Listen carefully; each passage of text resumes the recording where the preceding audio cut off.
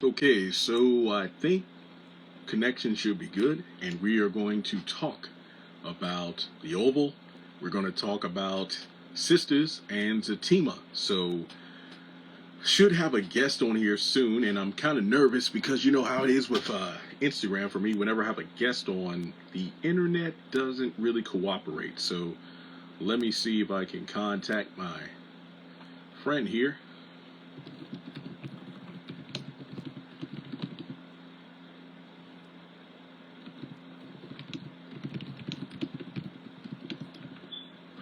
Sorry if I'm sweating, but it is pretty hot tonight. Okay, I'm seeing a lot of familiar faces. There we go.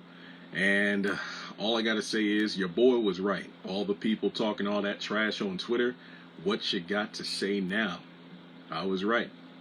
Fatima acting like Karen. Didn't want to believe me, but hey, told the truth.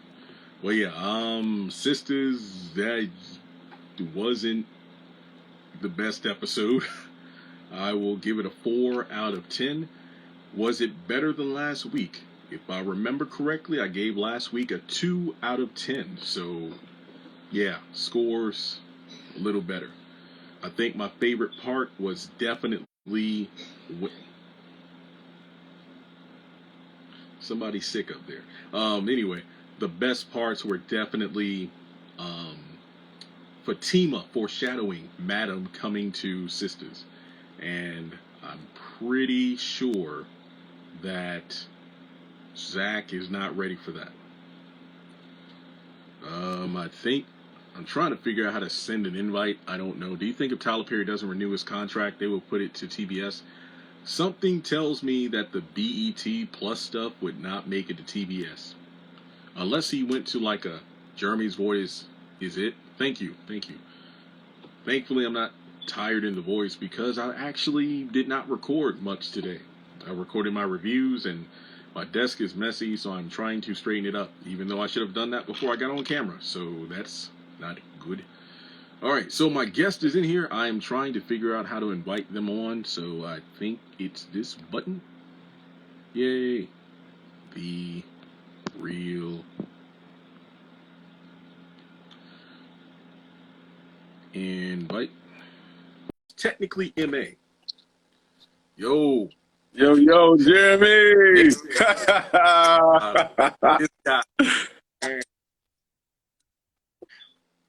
All I gotta say is for the people watching, I was right. You didn't want to believe me, but Fatima with the Karen tendencies, Nathan was right too. He's like, look, Zach, I don't like how you acting with this new girl, but she chewed him up and spit out tonight. It was uncalled for. You know, I watched it and I felt for my man Zach. I was like, man, he just minding his business in here trying to work out, you know, and he can't control where Deja goes to work out. You know what I'm saying? Like he got no control of what Deja do. So exactly. Yeah, man, you was on to something. I don't know, maybe Fatima going, you know, she going through a lot right now, man. She got a lot coming at her, man. We just found out that the DNA test is came back 99.9, you know, and now she got Deja trying to steal her man. So let's give Fatima some grace, you know. Let's give Fatima some grace, man. It's difficult to do so because, like the Tyler Perry movie, Fatima seems to have had a fall from grace. I mean, if you look at how she's been acting. Not a fall from grace. My nose is fine, y'all. Nate's nose is fine and healed. It healed up pretty nicely. I see y'all talk about the nose. Where Lori and her back. She in the room sleep, man. The kids, I put them to bed, man. Everybody sleep, man. They all relaxing. I thought you got a restraining. I don't know. I mean, she was going for more blows now.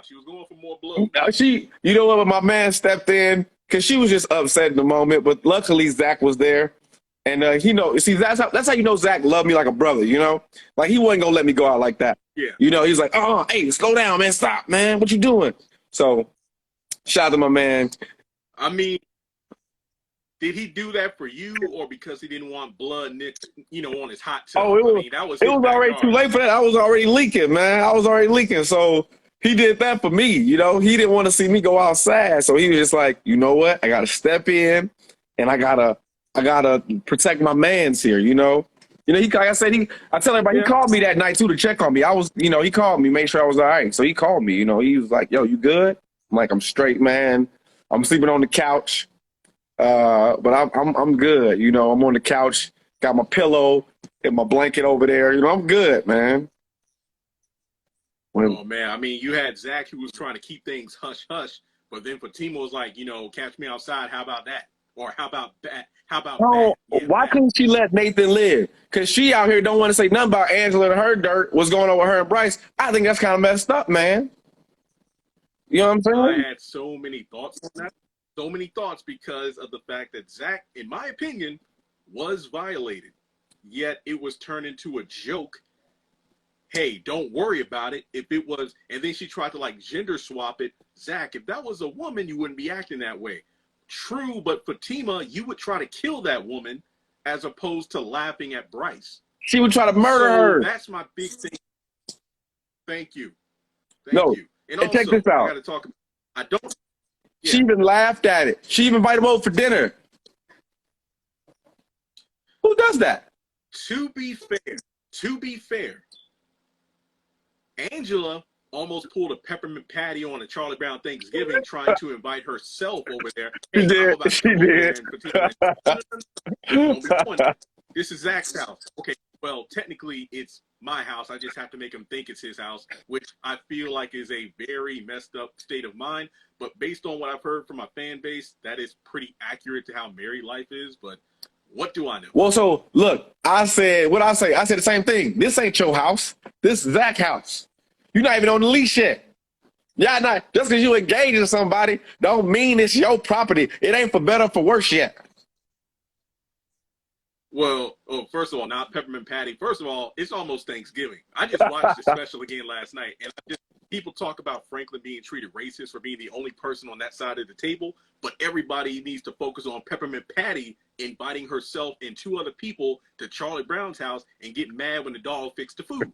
He's 8 years old. How is he supposed to cook Thanksgiving dinner? But that's not the point here. We need to focus. So all I'm saying is Fatima. Well, to be fair, Nate was acting like it was his house, all up in the hot tub with the girl and everything. So I mean, yeah, that's your boy, but then you pull the Kevin Hart. It's like, look, if I get caught, we get caught. Exactly, exactly. Help me, nigga. Help me. No, look, you ain't. Look, it's my homeboy. What's mine is his. What's his is mine. So he got a new crib. We got a new crib. He got a jacuzzi. I got a jacuzzi. You know what I'm saying? He can drive my car whenever he needs to. He ain't gonna let me drive that Porsche. You know what I'm saying? He ain't gonna let me drive that Porsche, boy. He ain't gonna let me drive that Porsche. No.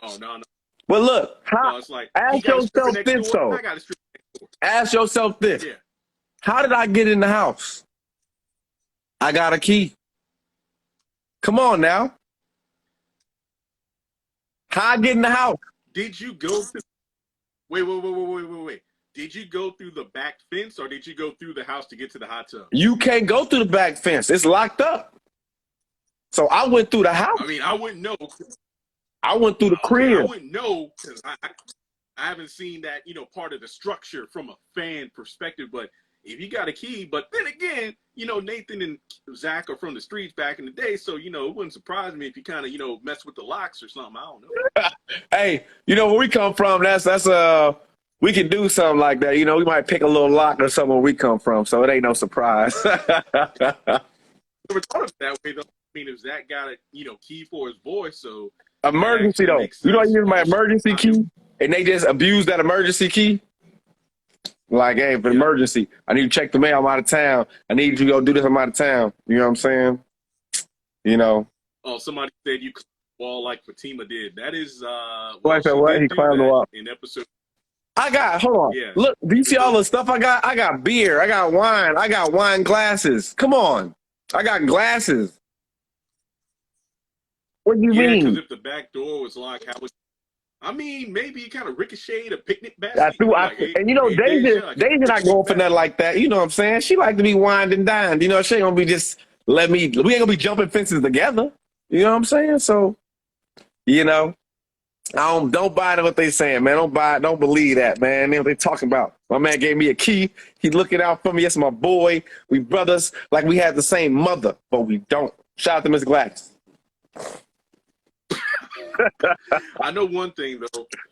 So when it comes to Zatima season 2, you put out a tweet today that has people talking, and I said, "Why in the world did he tweet that?" Because I knew people were going to blow me up. Jeremy, when is season 2? I'm like, I don't know. This is our first week without the show, and now everybody's talking about a season 2. I had to give him something, man. I had to give him something. Yeah, You know, I don't feel the fervor for season 2 like I need to feel it. You know, I'm like, do they really want season 2? They acting like they want season 2, but I don't think they want season 2 like that. You know what I'm saying? So I had to see, had to test the waters, and I guess I got some feedback. I guess they want season 2, man. I guess they yeah, want you season testing 2. the waters. My messages are overflowing with people like, "When's the date? When's the trailer?" Folks, first of all, we just got episode 10 last week. Season 10, pretty solid. Personally, I think we should let it sit for a while. I mean, do I want it? Yeah, of course I do. But I think we had a solid season. I still am working on my season 1 overview video because I have a lot of points I want to make. I'm excited for I that. can't wait to do that. I'm excited for Yeah, that. that's going to be a good. I mean, like a little taste. I think that in terms of acting, this is one of the best acted Tyler Perry shows. Yes. I can't really think of a weak performance, you know, in terms of, yeah, this character didn't really do it for me. Even the characters who weren't supposed to be quote unquote likable, I felt did a hell of a good job. I mean, I think my biggest, yeah, go ahead. No. I was gonna say like we put our all into it, you know. So go ahead.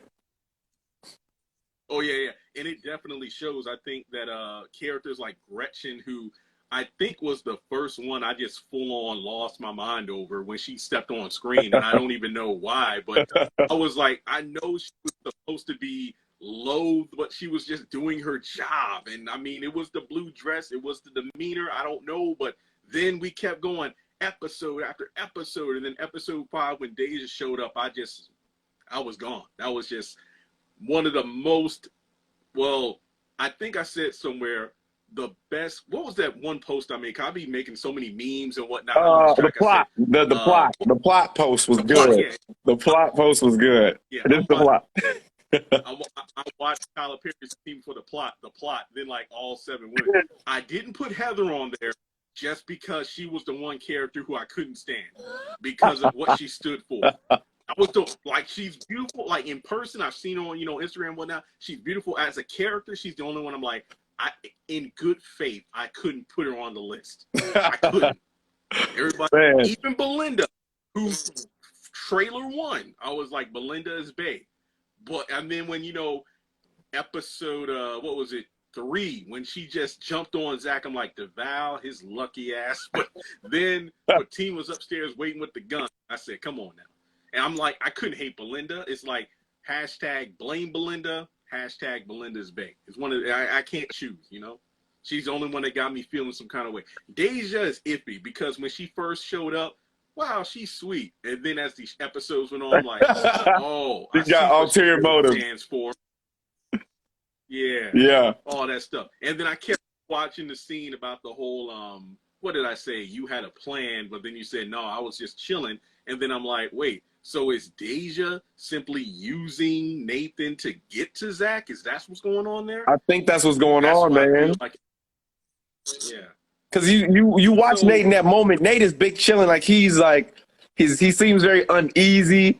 He don't really seem like himself, Nate is like all braggadocious and big, chest out. But when he got in that scene, he kind of shrunk, man. Like you saw him, like Deja was very much in control in that scene. She was very much steering the ship and kind of manipulating that, I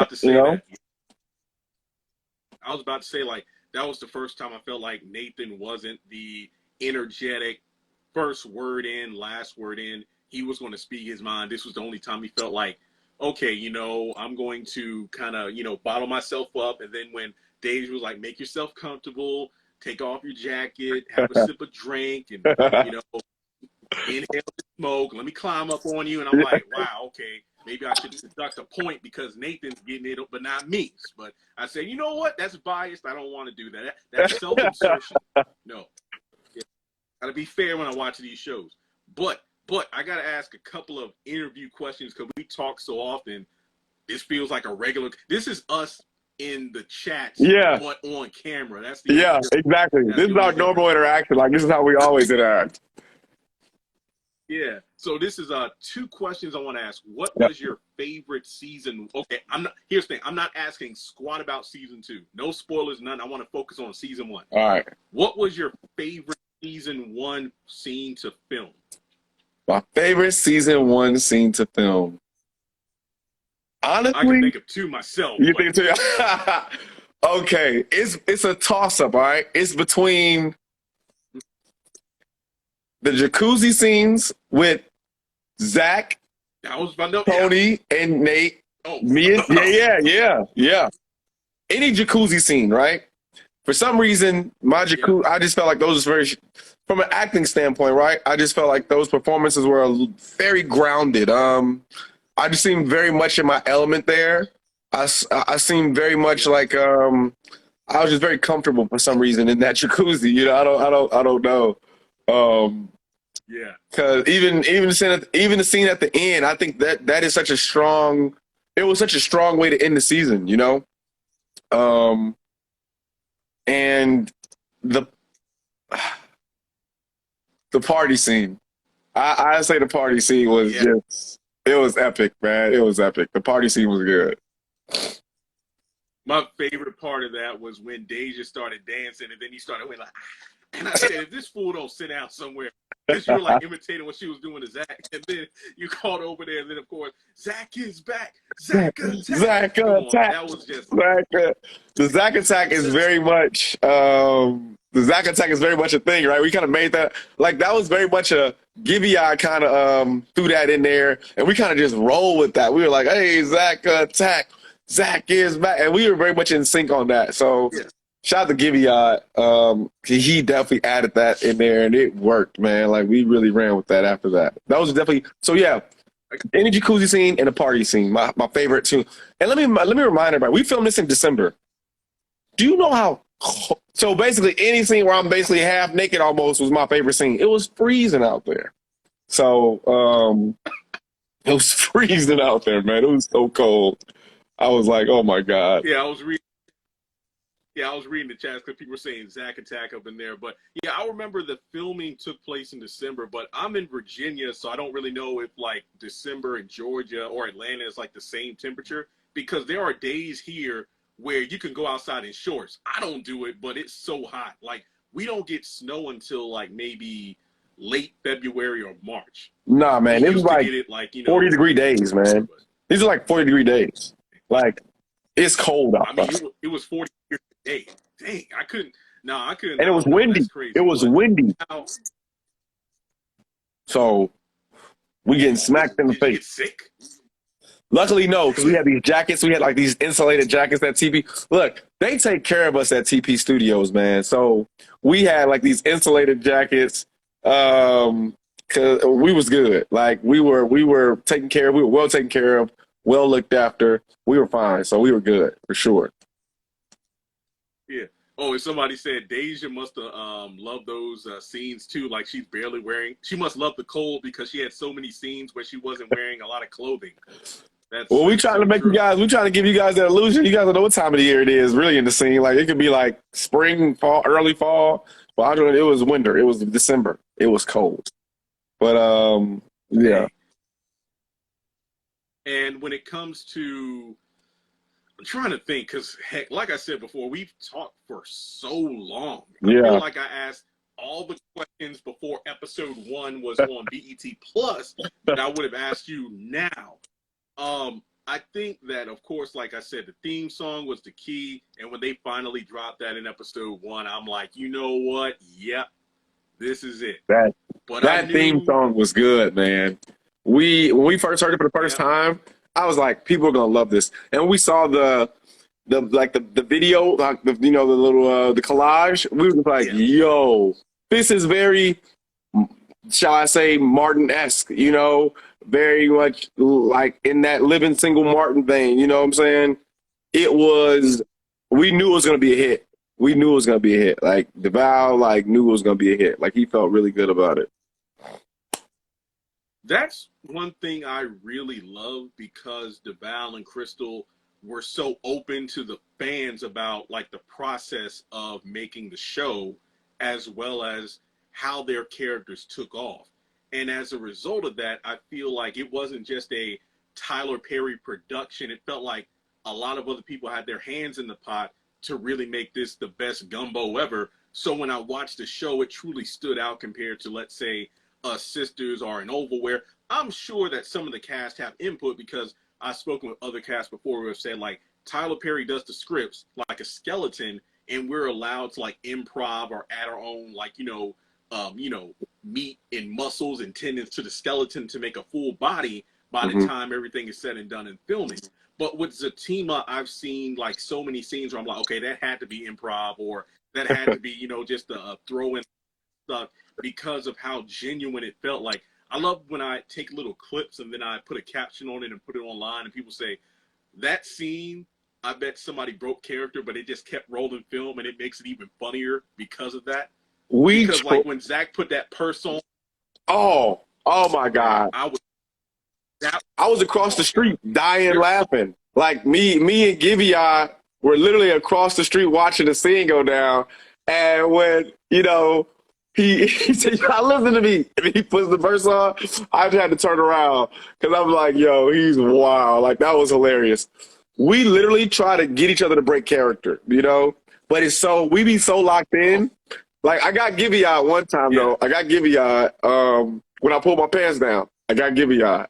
But he has to turn around because he can't believe I did it, And he just dying laughing. DeVal cracks a smile. And Marquita, who plays Val, Shady Val, if you look at their reactions when the camera comes back to them, that's not acting. Like, they are really like, what did he just do? Oh my God. What did he just do? And you can hear Tyler laughing when I wallet. Like, it was a good scene. It was very much I threw it at him,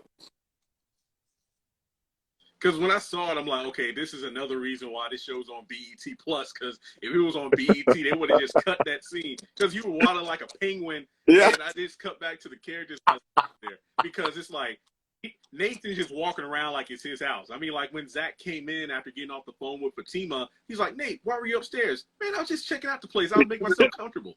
But I think another thing that I really love about the show is the fact that people were talking earlier about, oh, I bet your favorite scene was when he got slapped by Fatima.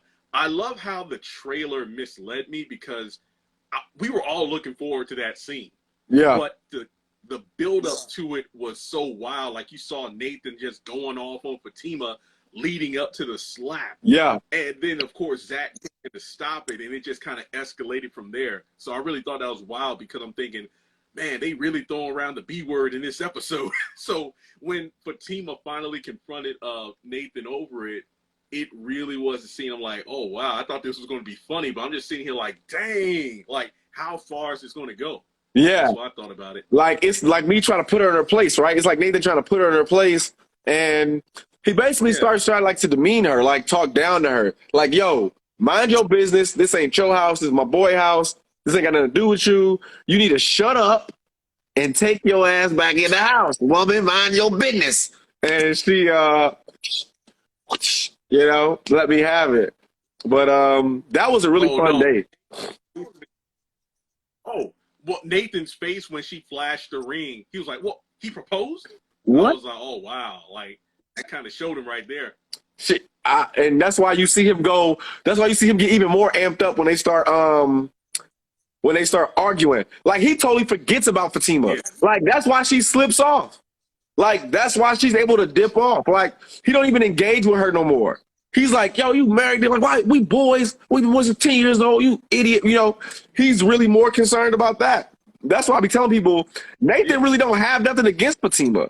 He really don't care. You know what I'm saying? He just like, bro, be single, do you, let's have a good time. You know, not even be single. Don't move her in. That's been his whole thing from the jump. Yeah. Don't move her in. Like, we still can do what we gonna do and kick it over here with these ladies. You ain't gotta move her in.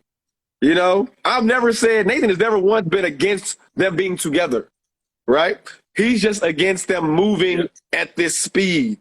He's against them moving in together. Now you're getting engaged. And now we're seeing in Sistas that, man, it's a rocky engagement. Like, y'all ready for this? Like, you know, it's like, come on. Like, was Nathan wrong? No, I tried to say the same thing. People wanted to jump on me. You just hate love. Well, first of all, I'm looking at how Zach's proposal, in my opinion, came at the wrong time. I don't think the event surrounding the proposal felt like the true Zatima moment the fan base wanted. Because as an isolated moment, it was a beautiful moment.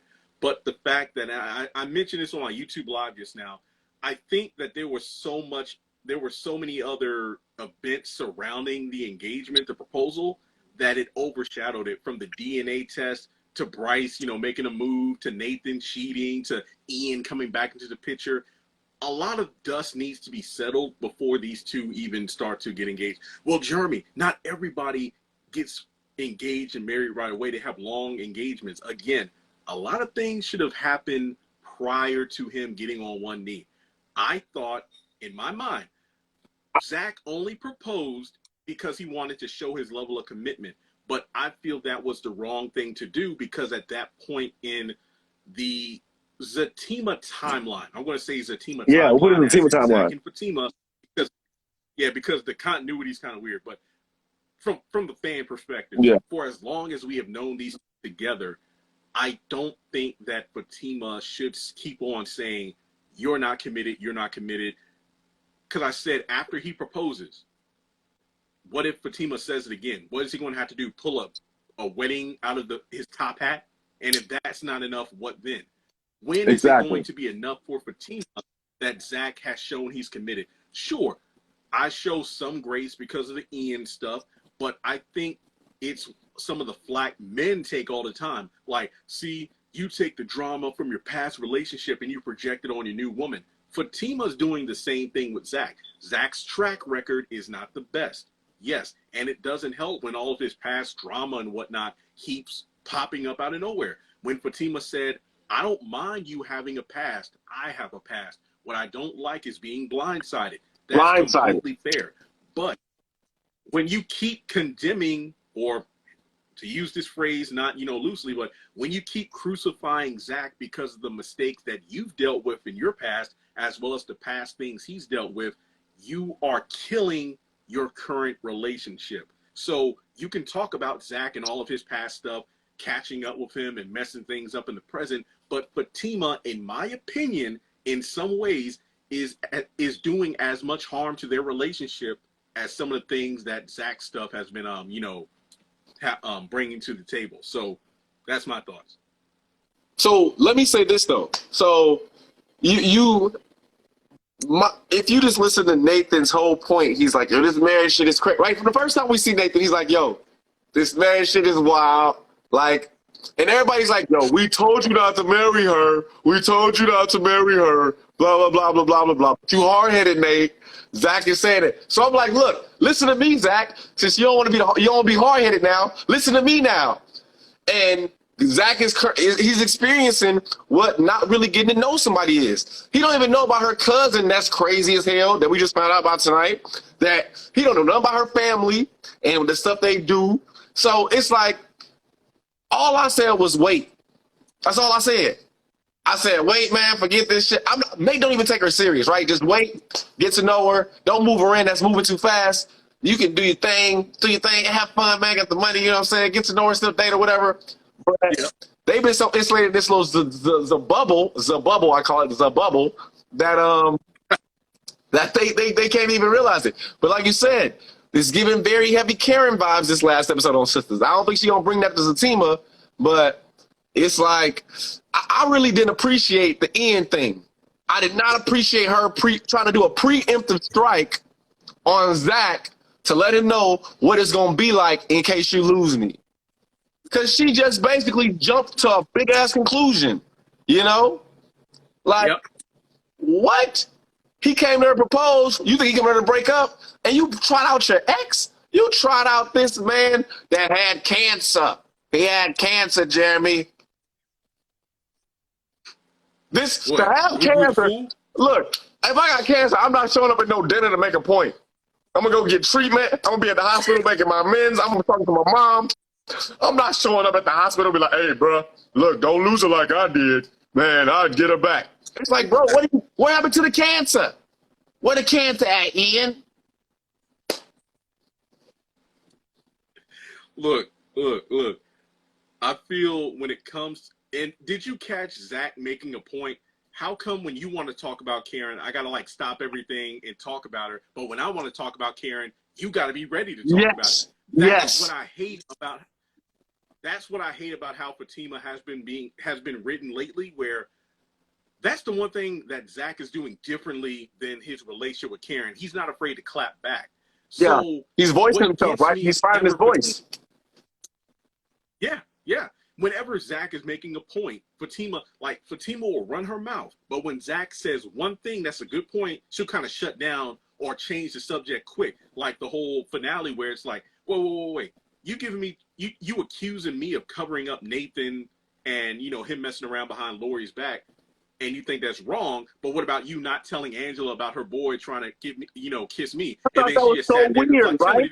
Like, you can't do that, Fatima. Like, what's good for the goose is good for the gander. Like, if you want to expose everybody. Don't just pick and choose who you want to expose. Just because you and Nate don't get along, or because you feel like he's not good for Zach, it's like, well, hold up. You got this man just tried to kiss me, and your best friend over here, clearly she wants this relationship to work. You should tell her that, yo, your man tried to kiss my man, and he might be swinging both ways. He might be on the fence. Also, can we talk about the fact that Fatima, if she was a real one, she wouldn't have her girl making accusations about her man and his sexuality. Because I'm sitting there like, Fatima, I know that's your girl and whatnot. You're trying to be nice, but I feel like if somebody was questioning me, or let's say, I had a woman and, they were like, yo, Jeremy, I would be like, yo, whoa. First of all, don't be talking about my woman like that. You better come with the receipts before you try to pass accusations. So for me, I feel like Fatima really isn't defending Zach the way she should, because I'm not going to lie. When I first saw the episode, I even tweeted out when I watched episode 10, this thing where Fatima is making fun of Zach is hilarious. But then when I sat back, I'm like, okay, if that were me, how would I feel? And I'm like, yeah, this is me. Like you were saying about like, don't look at things so deep. But I'm like, I feel like sometimes there's a deeper meaning in the writing for the sake of these conversations about how men, when they come forward because of their like Me Too moments and whatnot, they're afraid to do so because they get ridiculed, they get humiliated, and they get thought of as less of a man because like, let's say a celebrity, like an actor, there's a famous director or writer who's like, hey, I can give you this role if you do this, and like if they come forward, they get ridiculed for it. Or if it was a woman, the double standard.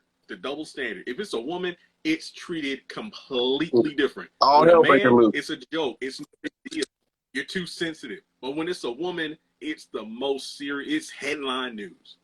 So I think that with that particular scene, what really had me laughing the most about that scene was when Fatima said, I'm laughing not at the Bryce thing, but the fact that you always get involved in some bullshit.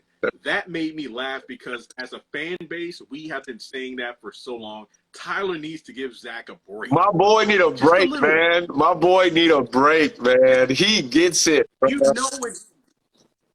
It's bad when you have it's bad when you leave one show when you get a whole lot of shit. You got your own show, and then it keeps finding you. Like, you don't get no peace. You don't get no peace. No, more money, more problems, but dang, give Zach one night of peace. He can't even have one good night before he wakes up to more BS, whether it's a voicemail, an email, or Fatima gets an attitude for no reason at all. No reason at all. Yo, we got to get G up in here. Can you add Guyviaud? Can you add more than one person? Yeah, I think so. Where you at, G? You up in here? Okay, let me. I know he in the chat down there. Okay. Yeah. Yeah. Hit Okay. the button. So I think that. We coming for you, G. We coming to get you from the quantum realm. Hey, you see Black Adam? Hey, Oh, we can do this. What up? What up? What up? What up?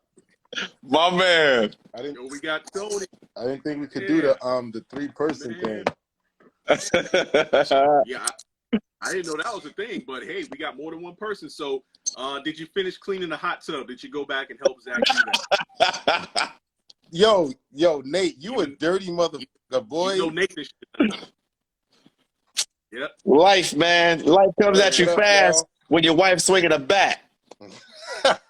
All that blood in that hot tub. Yo, she almost had me leaking, man. She had me leaking. My nose. My nose. It's not what it looks like. Wait, what about your car, though? Was your car full of blood? Because I thought about that. I'm like, Nate, he goes to his car, but his nose is bleeding. He probably going to mess up the seats. Like I took my hoodie off, and, I stopped. I took my hoodie off and, patted it in. About the car seats, I wasn't messing my car up. Is the car seats full of mud? Because you had mud butt after I had mud butt. But somebody said, hey, I saw somebody say she hit me hard enough, I shit on myself. I just started dying laughing. Oh, that would have been best. I mean, you were kind of waddling away when you were, but Lori, baby, come on. Well, look, I got these wet boxers on, right? I got these wet boxers, these wet swimming trunks on. I just got my nose bust. I got mud on my butt. I ain't got no socks on. I was rushing to get dressed. And so now I'm waddling out here. I'm doing the waddle again. Also, question, I thought about this. Why didn't Zach tell Nathan straight up, your wife is here? You know what? I think they were so heated of the moment that he's just like, yo, you got to go. And for the most part, he's like, hurry up, like, you got to go. But Fatima was right there for that first bit, right? So he didn't want to be, like, yeah. He's trying to play it both ways, right? And then I'm so busy like worried about like him and Fatima, like, yo, she got you like that. You're like, no, you need to go, bro. Go, get out of here. And I'm like, man, she wanted me. Like Nathan's not even pausing to pick up on what the nigga help me, help you. He's trying to put that down like, help me, help you, nigga. I'm trying to help you. But Nate. True, but I feel like if you said your wife is there with a baseball bat, you would have like sobered up like that. But hey, that's true though, man. I don't know, man. It just wasn't. But we do see in the first episode, like Zach always gives him hints whenever he's about to do something stupid. Like it might be right in the first episode. He was like, sometimes marriage could be right behind you. Yeah. So that's kind of Zach's style. Nathan, don't be listening, man. Man, he needs to stop speaking in parables and be upfront. I mean, but Zach from the streets, though, that's how we talk. Yeah, it's like, hey, nigga, watch your mother. Fair enough. All right, so Tony, you joined us. I got to ask you the same question I asked Nathan. Could you give me your 2 favorite scenes that you worked on filming for season 1? Like, what were your 2 favorite scenes to film? Yeah, I heard it earlier, and I gotta agree. I think actually. My most favorite scene was the scene when me and Nate when we pulled up to the house. That was episode 4. 5. 5. Oh, 5. I'm sorry, 5. Right, yeah. 5. Then 6 is the party scene. So 5 and 6 are my 2 favorite episodes, and that's because before we pulled up, that was Cam's actual first day of filming, because we were supposed to film. So my first day of filming was episode 10. So I didn't know what was going on. But we were inside of the car, and Cam went from being like, I don't know what's gonna happen. I don't know what's. And as soon as he got in the car, he was like, I'm home now. And he's just completely. He was just so at ease and comfortable, and then we kind of just bounced off each other. And then, like he was talking about the pool scene in episode 6, it was brick out there that day. And people in the water, but it was such a dope experience because it was the first time Tyler Perry used a crane shot for one of his TV shows. Yeah. So like we were kind of Okay. doing things that he never did. We like broke a record for the most amount of locations shot in a day. Like we were like, you know, breaking records on the lot, and it was just a dope feeling to you know, come in and just do this kind of work, this high work. I agree. Yeah, that's great. And if I remember correctly, I forgot who posted, but you all filmed season 1 in what, like 5 to 7 days? 5 days. I think. 5 days. 5 days. 5 days. And then season 2 was supposed to be 7 days, but it wound up being 6 days. We bodied.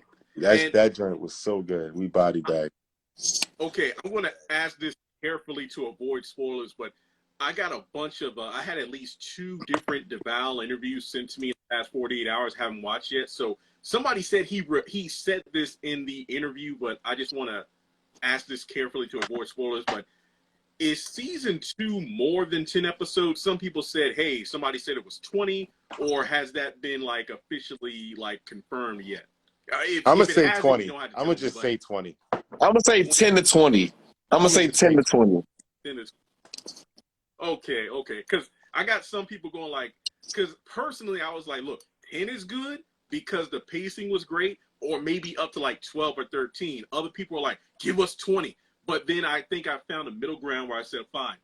I think for me, if you want to do that many, the episodes, if they're like the same length of time, I'm good with that, because I think that's what made Zatima stand out for me in terms of like the watchability as well as the pacing. It didn't feel like things were being stretched out. I think the only scene that felt like it was slightly longer than like I felt it needs to be was drunk Zach and Bryce in the bedroom. I heard a lot of people say that. I heard a lot of people say that. Was perfect. You know what? I honestly think that scene was just right. And the reason why I say that was because by it being the way that it was, there was moments to make you feel awkward. Like that was purposeful to make to lead. And especially, you know, if you think about it, if Zach is drunk in a situation, like for him, things are moving different, right? He's drunk like he drunk, you know, like, so things are moving different for him. So it allowed for the audience to be able to really see like these, if you were sober, these moments that would be awkward, but because you're drunk, you're not thinking twice about it. You're not paying no attention to it. You're not paying no mind to it. Like he's right here up on you, but you sitting here trying to take your pants off. You know what I mean? So like, I think it was. He right here on your neck, and you like, you know. So I think it helped to show the level of like, you know, uncomfortability in that scene, and that helped to make us understand why Zach was so upset. Hey Danielle. Oh, we got Danielle in here. Not Danielle. Danielle, one of the Danielles. Okay, yes. Not LaRoche. Yeah, I thought we had LaRoche for a second. Oh, dang, yo, Belinda will make me lose it. If any of those plot, you know, I'll be done. I will be done. I wouldn't know how to conduct myself if that happened, because the way I cut up during my reviews, no, I wouldn't be any good at that. I know. You only watch it for the plot. Yeah, the plot. For the plot. And the plot's amazing. There you go. Also, amazing. You can't see from my screen, but usually when we talk about certain scenes, I have the episodes on mute on my computer. So like when you mention Nate dropping his pants, and then like Valerie and DeVal, like or Valerie and Zach like laughing, I saw it on mute, and I'm like, okay, I see exactly what you're talking about. But there's one that you don't see. There's the one when he first when it's me, him, and Zach in episode 5, and he says, I don't need to change. I got my birthday suit. And he pulls his pants down. Yeah. And I'm next to the photo frame. And I had no idea, you know, he just, you know, Cam is just whatever he feels in a moment, he just gonna do. So I had to turn my head completely away from the camera because I just was, and so I like run out of the room. And as soon as I closed the door, I busted out laughing. Like I was like, yo, Cam, I'm looking at that right now. I saw like, yo, look, I'm gonna, that's I was great. like, I just love those behind the scenes moments. Yo, I gotta go. I want to get the beer, guys. Yeah, I'm gonna get the beer. Me of the James Fox show. You know how sometimes like 90 sitcoms, like we'll see viral moments like the Jamie Foxx show when Mark Curry is like the lieutenant in the driving school, and Yeah. he's like, "Are you a square? What kind of?" And then like Jamie turns around because he was about to break character. It was moments like that that I love to see play out on screen. When Mark Curry runs up on the desk, he runs to the desk and he's like, yeah, he's like, "Did I ask you a question, boy?" He's like, "Are you a square? No. Are you a square? I'm not. Don't let him break your beat. Don't let him break your boy." Oh. Yeah. But I'll say this though, Jeremy. I'll say this. Like you mentioned earlier, you know, I think one of the things that makes, you know, our show different is, you know, like the leadership that we have on our team. It doesn't matter if we have 10, 20, 30, no matter the number of episodes that we have, we're all gonna, you know, and I owe that to the Val and the Crystal for leading the team the way that they do. So it's like, no matter how many episodes we get, you better believe that we're gonna go to work, like on, you know, on making this, bringing it to life and making it something that fans won't want to get tired of. And, you know, just trying to take it to another level. Like we said it from the first table read we had, we said our goal is to change the narrative of, you know, the perspective of how people see TP shows. Make them see this and be like, this thing deserves to be an winning project. So I feel that way 100%. Like just watching the reception, like, you know, it's another thing to shoot it, but to like come back and me and Guyviaud, we watch it week to week and we kind of see ourselves on on TV. And you kind of sit back and go from episode 1. I'll never forget. We all like the moment we saw it on BET, right? And we were kind of like, "Oh man, it looks good." But the Val was like, "Yo, go over to BET Plus. It's like 12 extra minutes." And we was like, "Oh snap, let's go." The moment we saw that full cut, we were like, "Yo, we got a hit. We got a hit. Like this show is a hit. Like it's funny. They left all our moments in there. Like the Lori moment." When you don't see that on TV, you know, you don't see that. I think that was such a good introduction for Nate and Lori. So if that's on TV cable, you don't get to see that. But to see that dynamic play out, the way how shocked Nate was when she had the audacity to bring these kids, wake my babies up and bring them up here to the park.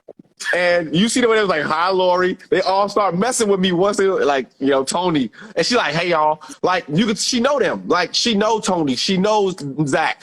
You know, she don't know Bryce. That's why she ain't really look at him. But she know them. So she's like, "They full of shit." And so, you know, like that moment was so crucial, I feel like. So for us to get that on BET Plus, I feel like, it was perfect. Cam, what was the line that she improv'd when you said something about playing with my boys? You better get your something in this car. Tyler starts feeding her lines, right? Because we did the scene twice, I think.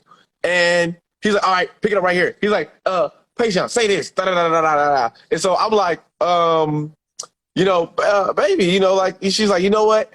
You can sit in the back with the kids since you want to play with your friends." Yeah. That was all Patreon. You know? So like I really gotta give it up to Tyler for letting us play.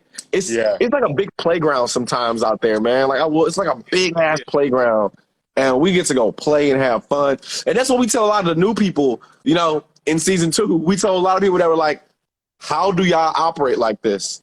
Because if you're not used to, a lot of people in our industry, they're used to filming 5, maybe 7 pages in a day. You know what I'm saying? Maybe. You know how TV shows go. You got 3-4 months you working on this. Tyler's like, "No, we're going to do 60 pages a day." So you got somebody that's just like, that's a light day. 60 days pages is a light day. That's a light day for us. And we be so off book, but we rehearse so much. We're rehearsing up until Tyler goes, "All right, rolling, we're going." We're rehearsing. We rehearse so much. And, you know, we sometimes will drop a line, the other person will pick it up. And so it'll help us keep our train of thought. You know, there's so many different things that go into making this show. That's why I was right. Like, we felt like this chemistry, this cast was like perfect. Everything like it was like a perfect storm coming together, you know?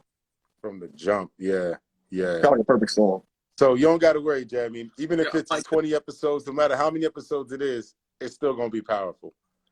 It's going to be a hit. That's what I'm talking about. It's going to be a hit.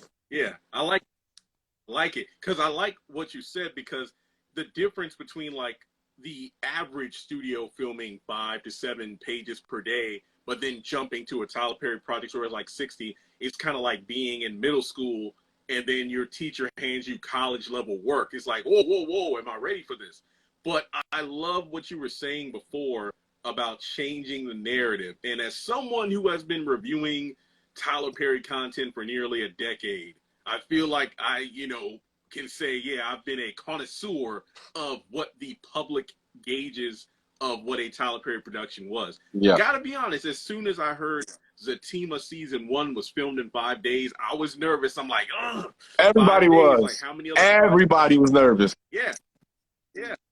How many projects have we heard have been filmed between 5 to 7 days, and then we get the final product and it's like, it should have been in the oven a bit longer. But then as soon as I saw the cut version of episode 1 on BET, I was blown away. The camera work, the lighting, the acting, the pacing. But then when I was about 10 minutes into it, somebody messaged me on Instagram, yo, Jeremy, go to BET Plus. What are you talking about? Episodes 1 and 2 are up right now. And then I went, and episode 1 was like 38 minutes or something like that. And I'm like, whoa, whoa, whoa, whoa, whoa. It was only like 21 or 22. So when I saw that full cut, it just, like I said before, all the times we have chatted before episode 1 even came out, I was seeing what you were saying, the cast chemistry, the fact that you actually feel like Zach and his boys have known each other for some time. It felt like Living Single in terms of like the Overton and Kyle Barker kind of dynamic going on there. And it wasn't just like, okay, it's the Zatima show, but we're going to have Fatima with a sister circle, but Zach is going to be off on his own. No, we actually see enough of both of their friend groups to get an understanding of their different dynamics. And sure, you have different players on both sides who want Zach and Fatima broken up, or you have a couple of them who actually support. I like to see how Tony came around as the season went forward. What was it at the gym where Tony was like, you know what? I know that you're definitely feeling this girl because I've never seen you have a fight and then you make up so quick. Usually, I'm guessing with Karen, it was just nonstop shit talk about, man, Karen did this, Karen did that. But with Fatima, it's like, oh, you worked it out. But then Nathan, yeah, the more I think about his lines of dialogue, he's a truth sayer, but his actions don't really make you take him seriously. Like I agree with the whole that. thing about not rushing into a relationship. So it's like, well, Nathan, who are you to tell me when your life is messed up, but you have experience even though you didn't listen to your boy? Yeah. So everybody actually has some truth to what they're Validity. saying. What do they say? It's like, sometimes the message is great, but the person delivering it isn't the right person. So A flawed messenger. A flawed messenger. The same thing to Zach, there you go. If Tony said the same thing to Zach, would he take it with more weight than if Nathan told him? Because it's the whole thing about misery loves company. It's like, yeah, look at how Nathan, he's living the life like he's single, but he has a wife and kid at home. So because he's miserable, he wants Zach to mess up a good thing with Fatima. But in reality, as we talked about earlier in the live, especially with recent Sistas episodes, Fatima and Zach are, Zach is semi-miserable himself because you look at how many directions he's being pulled in by Heather, by Karen, by Fatima, by Deja. You would think with so much going on, he would have quickly went back to his old ways, but he's been fighting the good fight for as long as he can. So to me personally, I feel like he deserves more credit. But the reason people keep coming at me is like, well, you call out Fatima, but Zach did this and Zach did that. But the thing is, Fatima has been more of a rock. So when she's seemingly out of character, it stands out a lot more than Zach. It's way more noticeable. Yeah. Mm-hmm. Well, so I'll say this real quick. I think the reason why Zatima works so well is because it's like storytelling 101. Every great protagonist needs an even similar greater antagonist. Like the reason why The Dark Knight is such a seminal film, it's not because of Batman. It's because of the Joker. Like you're like, whoa, yo, Batman has met his match. you know? And with Zatima, you go, whoa, between Nate, Belinda, Deja, Zatima might have met their match, you know? Like, can they make it through this? And even like a character like Tony. Tony's very indifferent about Zatima, the group, right? He just doesn't care. Like, he's not invested in Fatima. He's like, yo, Zach gonna be happy, I'll be happy. I really don't agree with it, but if it make you happy, cool. Whereas Nate is another balance to that. He's like, no. It's like you have Zach at one end who wants to be, this is for me. Tony in the middle, like, it's for you, whatever. Nate at the other end, like, nah, man, this is ridiculous. And you have all these different forces that try to pull them apart. And you, the audience, goes, can they make it through this? Like, they bring in all this drama in their lives. I hear people say, like, we just want the team to be happy ever after. It's like, would you watch? Like, would you really watch? Like, if you gave them what they wanted, would you watch? No. Like, no. 100%. Let them bring that for the series finale when it's over with. And then you're going to be crying for us to come back at the series finale, you know, when it's all said and done. But let us put them through hell first. Facts. Yeah, look. Could Tyler pump the brakes on the hell? Yes, I think so. But I keep mentioning this all the time in my videos about how there was like this Saved by the Bell documentary one time, and the writer would say, like, people would always write in, like, why do you keep breaking up Zach and Kelly? Why can't you get them together? Because if you get them together, where's the story? What's the intrigue to watch them? Yeah. So it's kind of like in the DC comics a few years ago when Batman and Catwoman had this big wedding event, but then at the last minute, she left them at the altar because, oh, well, if Bruce is happy, he can't be Batman, which is so stupid.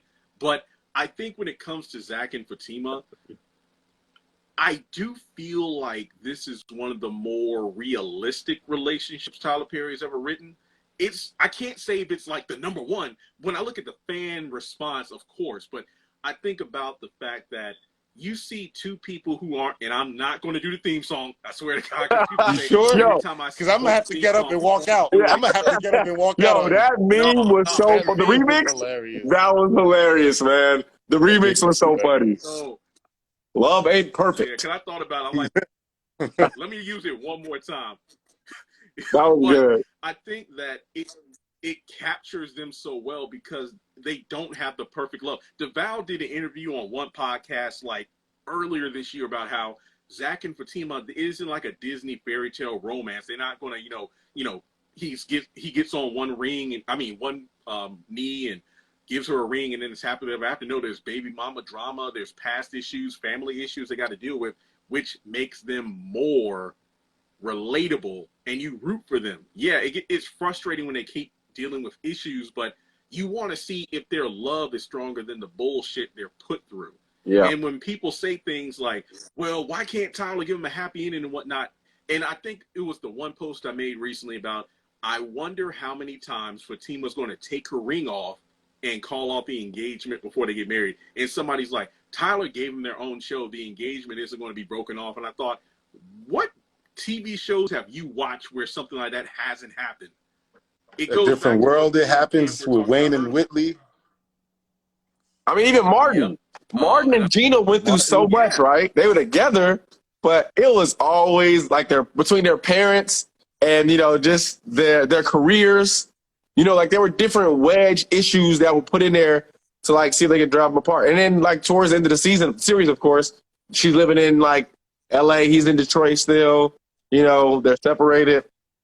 They're like, that was something. Yeah, that was something else. That was more of a legality reason, right? But but story-wise, yeah. But like even living single, like they all get broken up, like because Khadijah has like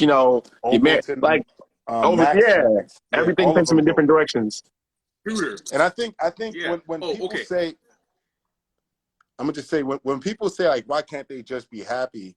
Like in our day-to-day lives, there's as soon as you like pay off a car loan, your car, something goes wrong with your car. Like in life, there's ups and downs constantly each and every day, right? And they may not always come in the form of a relationship or a family member, but it's going to come in one shape or form throughout our day-to-day. So it's like we're just seeing real examples of life in a condensed time frame, right? Or it may not even be condensed for some. Some people really go through this within a week's span they go through this much drama, and it's Yeah. warranted. So I think that people are saying, why can't they just be happy? I mean, look at where we are now. As soon as we think, you know, an artist is saying, they get on TV and say something crazy, right? So it's like, there's never a moment where it's always perfect for too long.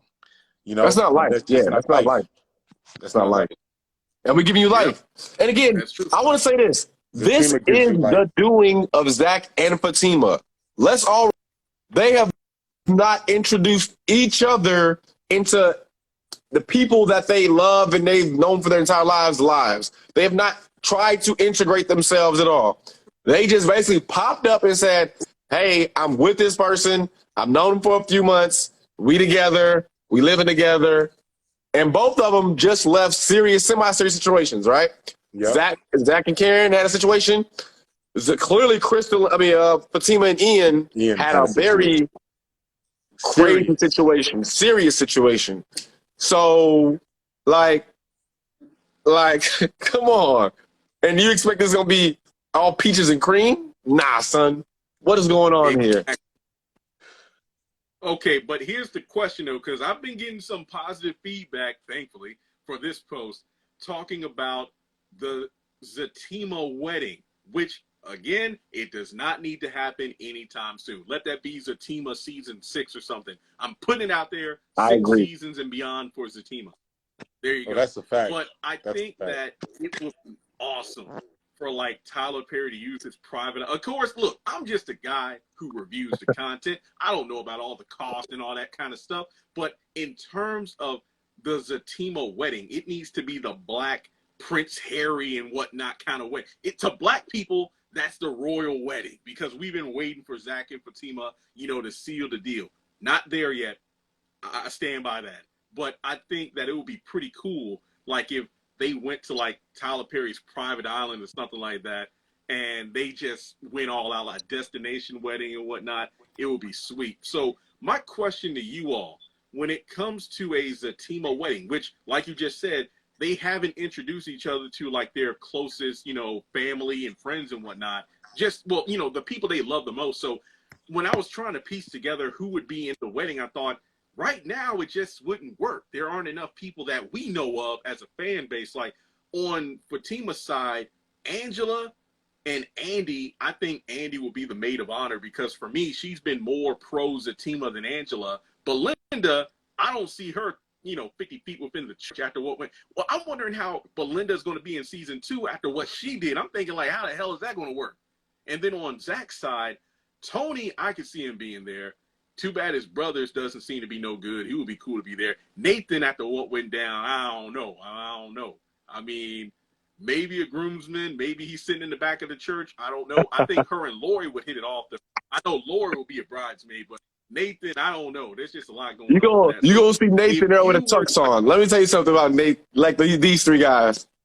No matter what happens, no matter what, they sticking beside each other.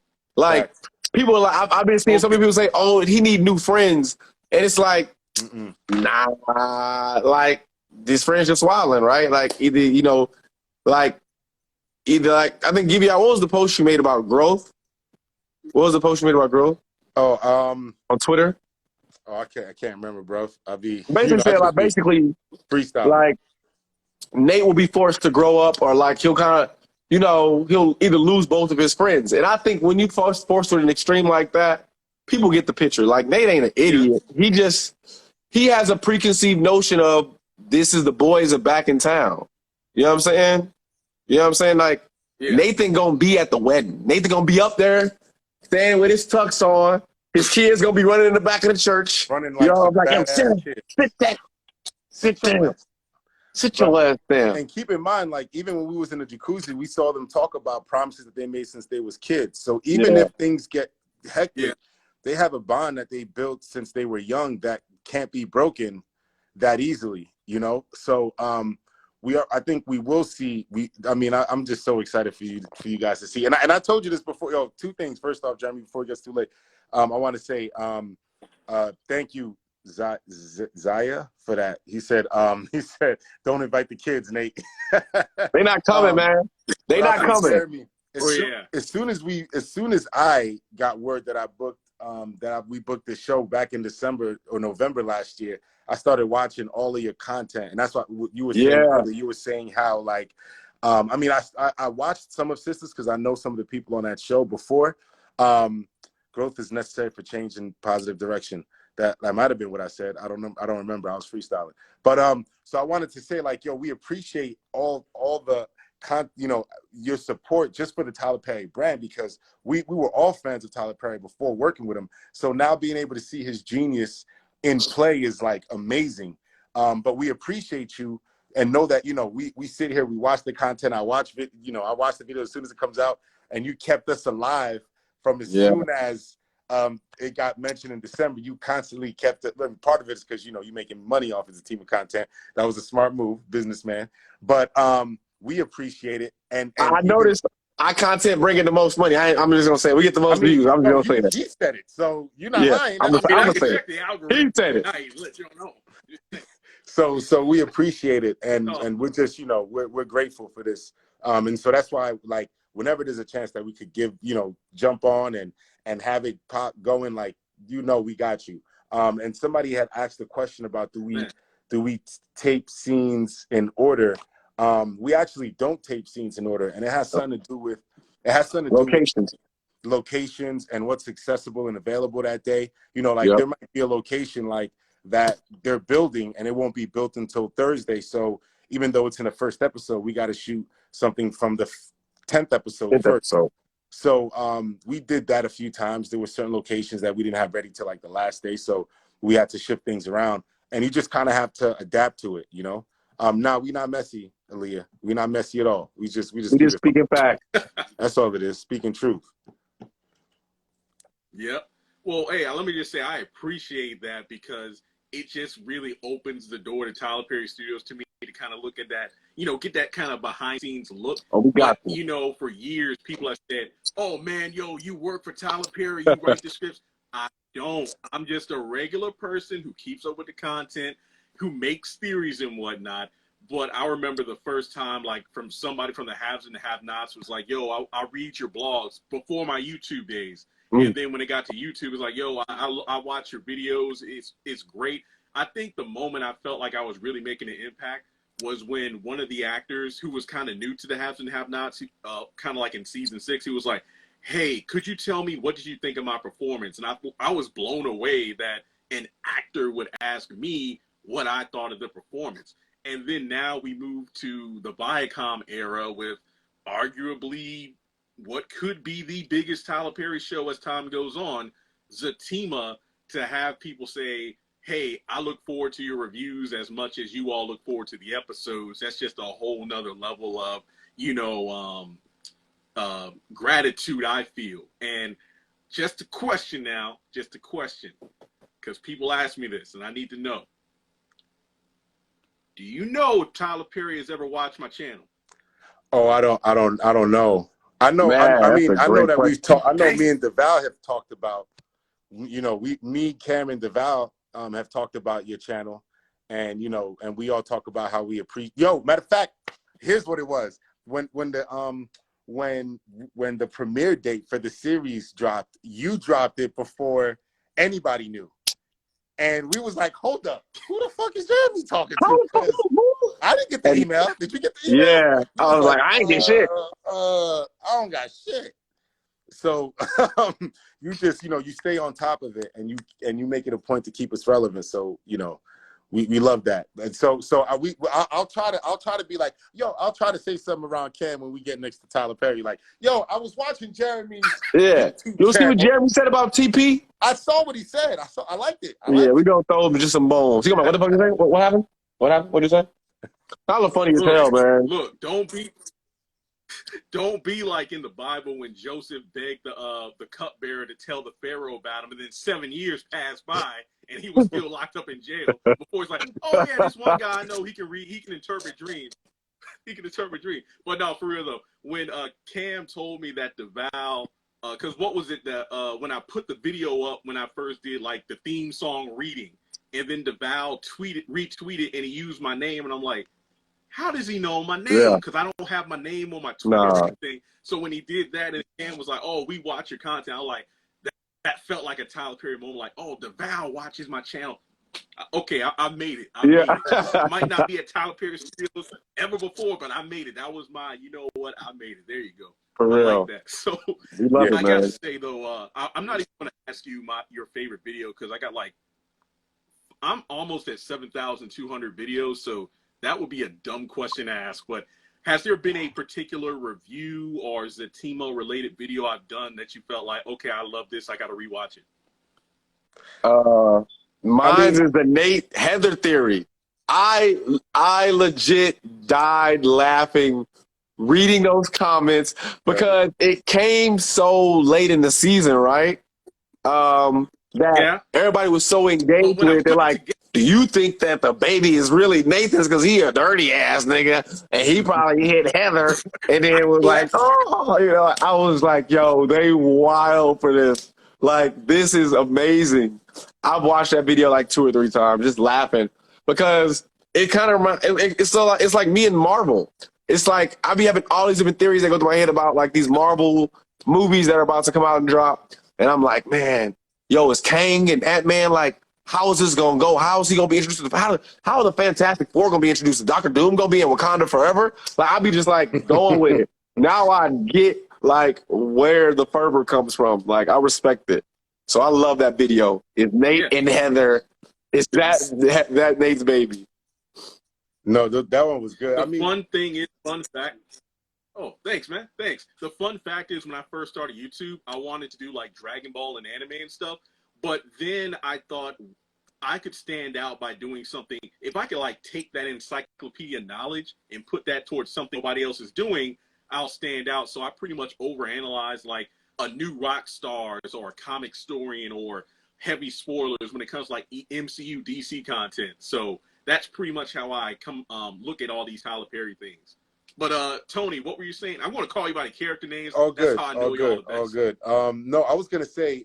So you haven't made any theories about Tony yet, but my favorite video was the introduction when you first found that picture of all of us together. We were in the hallway. Yeah, like 90,000 views. It got almost 100,000 views. What? Like I must have watched 90,000. Look, I know. Look, here's the thing. I post so much at one time, I don't always go back and look at how a video's doing.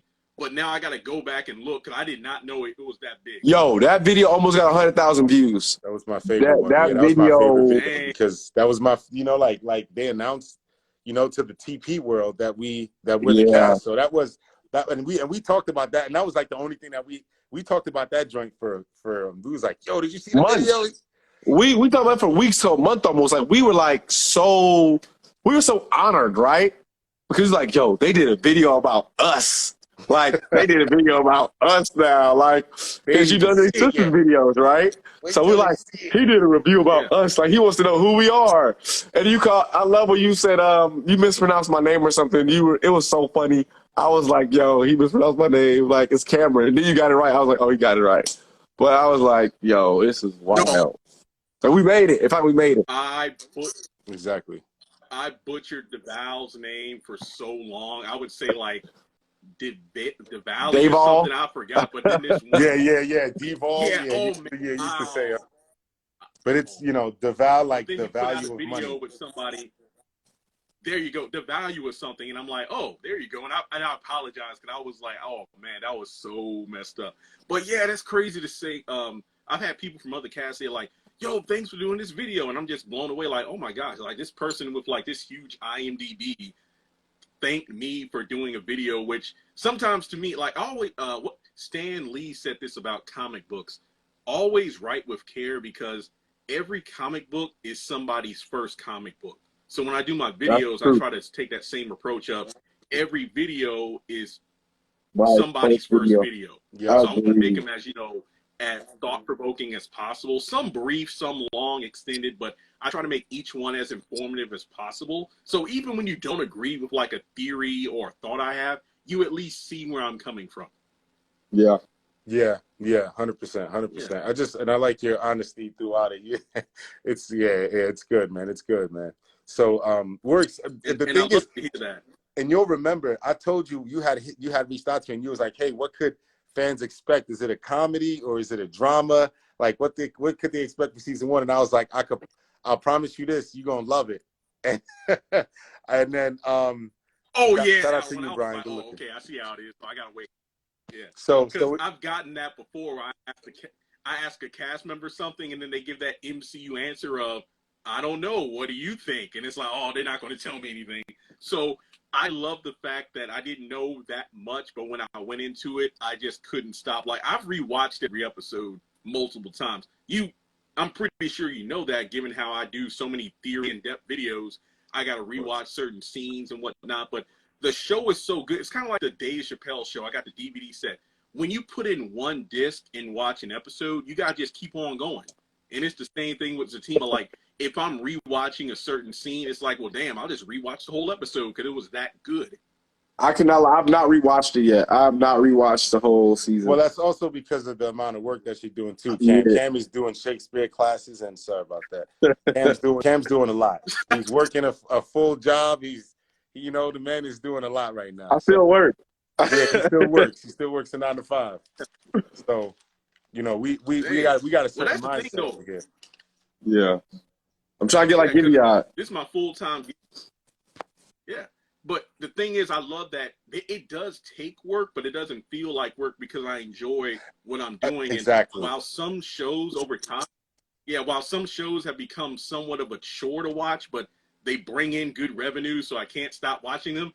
Zatima is a different beast because it was like, okay, I gotta watch the next episode. I can't wait to see what happens. But personally, I like the fact that it wasn't bingeable. Like they put all 10 at once. I'm glad they split it up because that allowed the show to really make more noise each and every week, as opposed to like being up there, being hot for them, and then people forgot about it. But to have it spread out for 5 weeks and the show is still climbing, like people message me like every day is like, Jeremy, I just binged the show because people said, I'm not watching it until it's all available. But now that it's out, people are like, I watched it in one sitting, or I watched it twice today because it was that good. That's how we got the #1 on Amazon Prime. That's what I was like. I found it so crazy that Friday after it had finished, we started getting those pictures people sent us. Like, yo, that sounded like y'all #1 on Amazon Prime. I'm like, hold on. We #1 on where? Like, how we #1 on Amazon Prime? And then I sent the screenshot to the little group chat that me, Guyviaud and Devalor. And I'm like, yo, we #1 on Amazon Prime. That meant people were binging Zatima. Yep. And I was like, yep, you're right. They wanted to binge it. Like, and I've had so many people hit me up and be like, yo, I just saw the show. Like, because you can watch it in a day. Like, you can watch it in a 5-hour block. Yeah, you can watch it in a 5-6-hour block. Yeah. And it was like, whoa, we got a hit. Like, we really do. To go #1 on Amazon Prime, that meant we were kind of crossing over, right? In my opinion. Like, we were reaching other audiences that normally wouldn't typically be tuned into this content. Because, I mean, it's Amazon. Like, it's so broad, But that meant we were tuning in. Don't they have that House of Dragon or whatever? Huh? That House of Dragons or something like that? Isn't that like an Amazon show? That's no. Yeah, that's it is. No, that is no. That's HBO Max. You're talking about Lord of the Rings. Rings of Power. But Raising Kanan, like Power was up there. We beat out Power. We beat out a few other shows that were up on Amazon Prime that you can like look up. And it was kind of like, wow, man, we really out here, man. Shout out to my boy James McFadden in the building. My dog. Yeah. Man. But I got to say, without spoiling, because I do want to avoid those, because I know there have been several times where you said, hey, Jeremy, man, season 2 is a lot better than season 1. It's crazier, it's wilder. Yeah. And I'm thinking, based on season 1's reception, I can't even begin to fathom what season 2 has in store. So if you were to describe season 2 in like a few words or 1 or 2 sentences, how would you describe it for the people watching? Go ahead. You want to go, G? Hell no, I ain't taking this one. You got it. Hell no, I ain't all right, Jeremy. All right, Jeremy. So for me, for them comic book nerds out there, I'm going to put it like this. for Nate specifically, right? So just to let you know where Nate is, if I can compare season Nate, if I can compare him to a character that you're gonna meet soon, Nate is to what Kang the Conqueror is to the MCU in season 2. That's what I compare Nate to. So you're like the new freaking. I am like coming. I am coming for it all. Tony is trying to rein me in, but I will not be stopped. I will not be stopped. Oh, I can't wait. I can't wait. So I'll say that. We are like, okay, so I'll say this. I'll say this to people. We start the season off that there is still the ramifications of what has happened over the last week or two has happened. There's friction within all groups. There's friction all around us. Yeah. But there are going to be some external circumstances that force us to come together as a group to face external forces that are beyond our control. So people will have to. You just said there's a team of log line, nigga. You just said there's a team of log line. I just gave you the log line. So we will have to put differences aside to do battle together. That is, I think, it'd be good for season 2. We will have to put differences aside to face this greater threat to the group. I'm gonna say that season 1 was like a roller coaster ride, right? It was like when Batman and Superman Ride at Six Flags first came out. Yeah. Like season 2 is like the Nitro meets like it's so much more faster, you know, like there's so much that happens in a short, like one thing that I love about this Zatima universe is that we see a lot happening, right?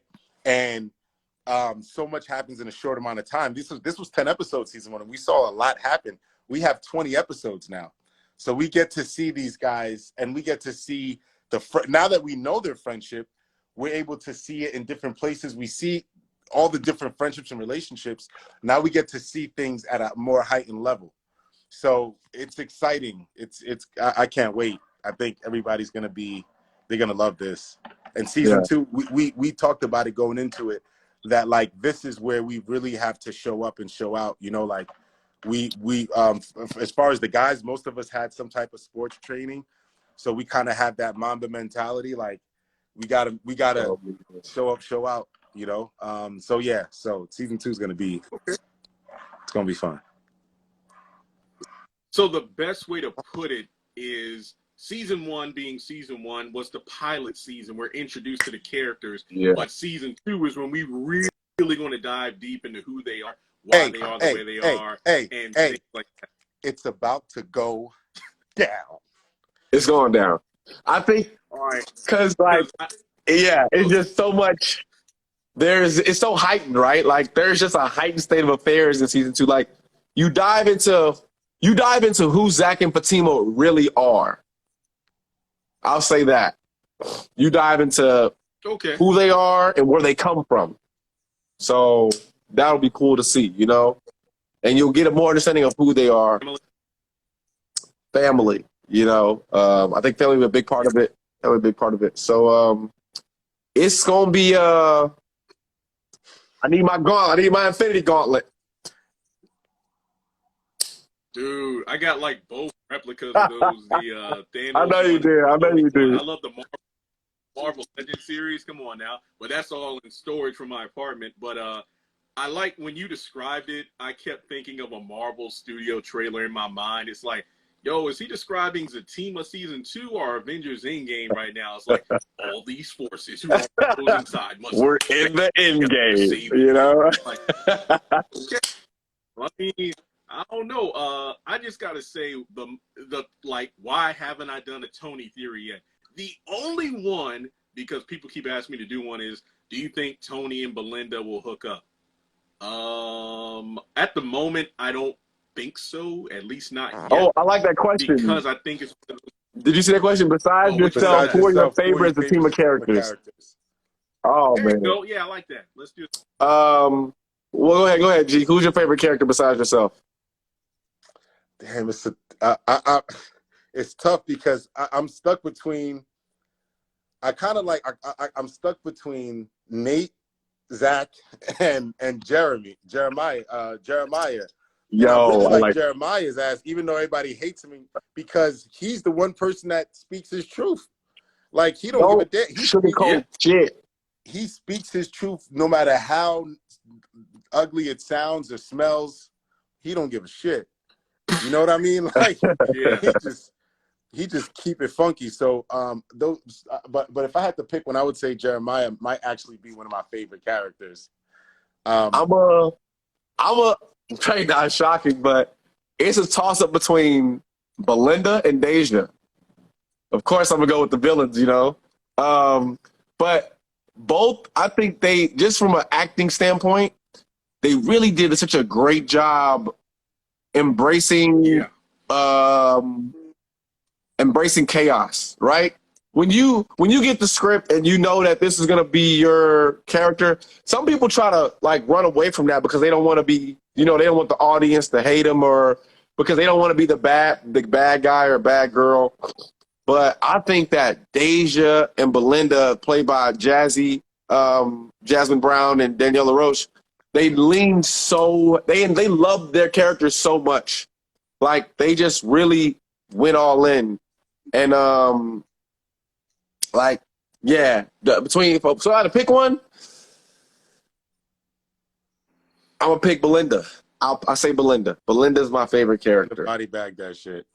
Belinda's my favorite character. I love me some Belinda. I thought, me and Daniel have a really good relationship, and I just thought that she was so, like, you just could not stand her. As soon as she, like, her attitude, the way she popped her neck, like she was a know-it-all, like Straight up. she really, like, just gave it her all. That was a good question, Danielle. Yeah. Like, that was a good question. Somebody else asked. I gotta say though. Hmm? Oh, I was about to say, like, I really like Deja and Belinda because they see something they want and they'll go after it. So they're unapologetically going after what they want. And as far as Jeremiah goes, I really like that. He was only in 3 episodes, like, 2 small appearances and 1 big Memorable. one in the 1 episode with Zach. And they left such an impact because his character, the way he talked, the way his body language, and I really remember in that episode review saying how real that felt to me, being like, I had somewhat of a financial come up because of what I do, and then family trying to come around like I owe them something. So that really stuck out. So I really love those character choices. And everybody asks me who my favorites are, and I can't really choose because, again, the plot is so amazing. It's hard to pick just one. So I will stick on that answer. Yes. I love it. It's so good. So good. Somebody asked about Hayden. They Let's said, see. who's gonna kick Hayden's ass because they don't want Zach going to jail. All I'm gonna say is if Hayden came over to the Zatima verse, believe me, Zach Attack would be on his ass. You hear me? Yep. Like, He don't want to see us, man. for one, because he messed with our boy, and then for 2, because he messing with our boy's girl. Yeah. So we don't play about ours, you know what I mean? Yep. Are we And going to not see to more mention, of Nate and Lori? Are we going to see more of Nate and Lori? Yeah. I think you will see more of Nate and Lori. I think so. Down the line, I think so. For sure. Cam, shut it off. My bad. It's like Don Cheadle and Mark Ruffalo doing press for Infinity War. But and come on, Mark man. Ruffalo won't shut up. He's like what? Come on, man. But no, or what's his name? Tom Holland and Tom Holland and Chris Evans. It's like he just pulled the movie. Tom Holland and Mark Ruffalo are like the go-to boys where they won't shut up. They just keep talking and then they spoil stuff. But I did say that I said this multiple times.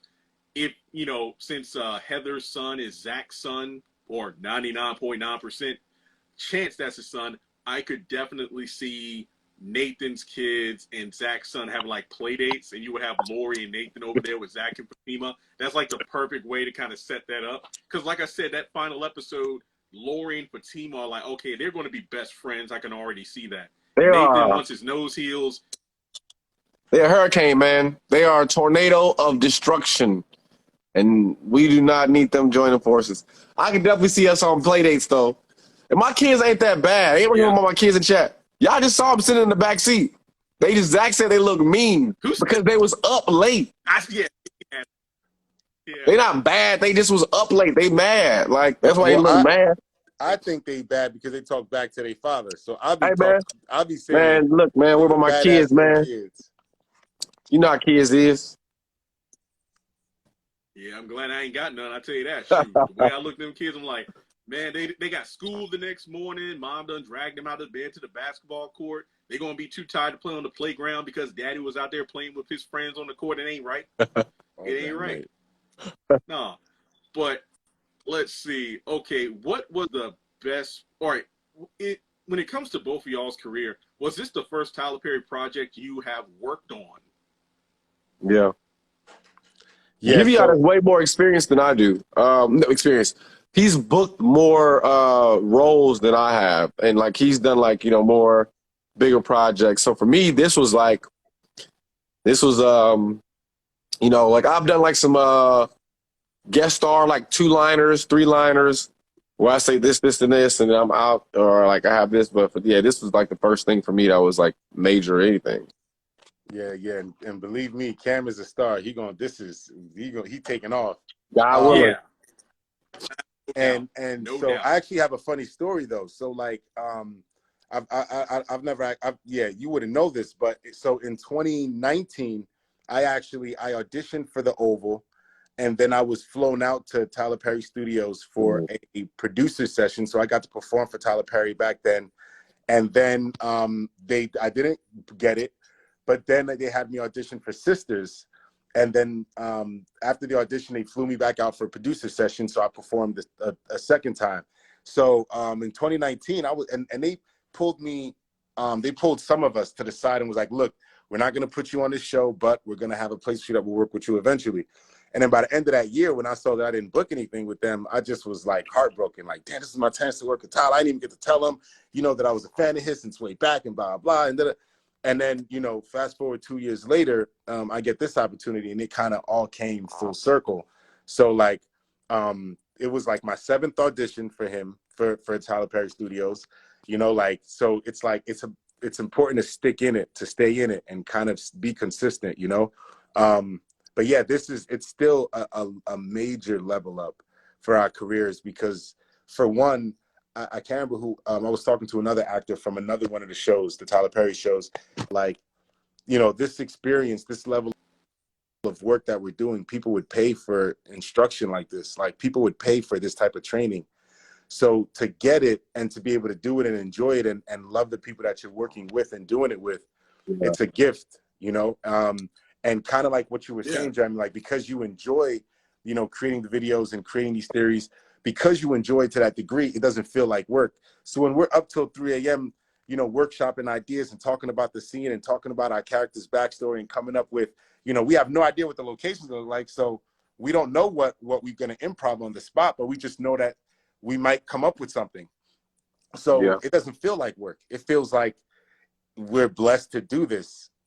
So, I think just this experience it's amazing. It's amazing.